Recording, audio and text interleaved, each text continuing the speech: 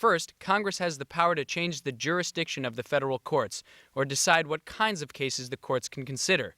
Second, Congress can also pass constitutional amendments that, if ratified, can alter court decisions. Third, Congress can impeach and remove federal judges. And fourth, the President is the person who nominates the Supreme Court justices, with the Senate having the final confirmation vote. You can be sure that the President is not likely to nominate a potential Supreme Court justice he doesn't agree with policy-wise. That's because policy-making plays a big role in the world of the Supreme Court. Remember, the court can rule over a vast amount of important policy topics, including commerce, civil rights, and civil liberties. This is the stuff that policy is made of. The first interesting aspect of Supreme Court selection is that unlike Congress and the presidency, justices are appointed and not voted in by America. And the requirements for these potential judges don't include the kinds of necessary characteristics as those of senators and such. The Constitution does not determine whether a judge needs to be a certain age or have a certain citizenship standing. In fact, the real requirements for Supreme Court nominees are much more vague and political. In fact, you don't even have to be a lawyer. Before we get into the nitty-gritty of what it takes to be nominated for a seat in the federal court system, including the Supreme Court, let's look at the nomination process itself. The President is traditionally the one who nominates a federal judge or a Supreme Court justice, or he or she may accept the recommendation of a senator. This is called senatorial courtesy. Senatorial courtesy is more often associated with the nomination of appellate or district court judge nominees. The President tends to pick potential Supreme Court justice nominees. It's an extremely important political decision most presidents want control over. In the end, the President must make the final official on-the-books nomination. Aside from the personal opinions and desires of the President or senators, there are other criteria for nominations affecting who becomes a viable player in the federal judicial system. Take a look at the following criteria senators and presidents consider when choosing judicial nominees. First, many consider the competence and ethical standards of judicial nominees. Those considered for judicial positions are expected to have at least some judicial experience.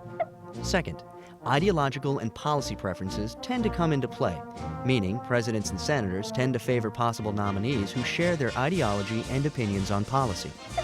Third, the reward factor may affect the nominations. This is when presidents end up picking their close friends or political allies.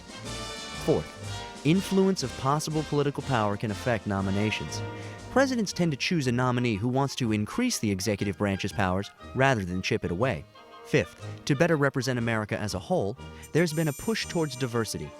An increased desire for diversity in the court system's main players, the justices, is also apparent in public opinion. With that handful of factors to consider, after the President makes a nomination, the Senate then goes off and begins the process of confirmation. Several things take place during the confirmation process. First, there are lots of investigations by the FBI, the Senate Judiciary Committee, interest groups, and organizations such as the American Bar Association. These investigations bring out into the open the past experiences and the political standings of the judicial nominees. Now, these investigations are an important aspect of the confirmation process, as they scrutinize the background of the nominee. At the same time that these investigations take place, other exciting things are also keeping the senators and the news media busy, including lobbying by interest groups. Groups that may have a stake in upcoming cases or big issues tend to get involved in the political arena at the time of federal and Supreme Court confirmations, at the time of the President's nomination announcements, or even earlier if they want to support potential nominees. For instance, if there's a big civil rights issue looming on the Supreme Court's docket and an open seat on the court, chances are several civil rights groups will speak up. They will voice their support or opposition of that nominee, depending upon the nominee's political views and how they fit with those of various interest groups. After all the investigation and lobbying, then comes the Senate Judiciary Committee hearings. Senate committee hearings are when the Senate gets to ask the nominee why he or she would make a good federal judge. Well, actually, they can pretty much ask for anything from the nominee until all the senators feel like they have enough information to vote. If they want to, they can ask other people questions besides the nominee, like friends, colleagues, enemies, and pets. After the Senate hearing comes the Senate vote for whether to seat or boot the nominee.